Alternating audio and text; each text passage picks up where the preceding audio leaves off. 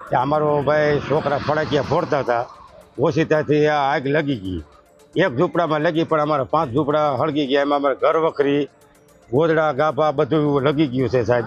પછી અમે ગરીબ માણસ છીએ, મજૂર માણસ છીએ, જે સહાય સરકાર તમે કરો એ અમારી આટલી વિનંતી છે ગરીબ માણસની. કોઈ બીજાને કોઈ હાથ લગાડવા વાળું કોઈ છે નહીં. અમારે આ ફટાકિયાથી આ વસ્તુ બની છે, ઓછીતાની આકાશમાર છે સાહેબ.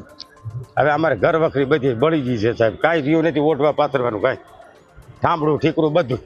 મારા આધાર કાર્ડ, ચૂંટણી કાર્ડ, બધા કાગળિયા એ બધું અમારું મળી ગયું છે સાહેબ. દેવી પૂજક સમાજના લોકો વસવાટ કરે છે, તેમાં અચાનક આ દિવાળીના સિઝનમાં બાળકો ફટાકડા ફોડતા હોય અને અગમ્ય કારણોસર કોઈ તીનખરો આવે આગ લાગતા હું એની સામે જ રહું છું, એટલે સીધો ઘરે ગયો, ત્યાં જોયું તો આગ કાબૂમાં નહોતી. પછી અમે ગામ લોકો માણસો બધા ભેગા થયેલ અને ફાયરને બોલાવેલ.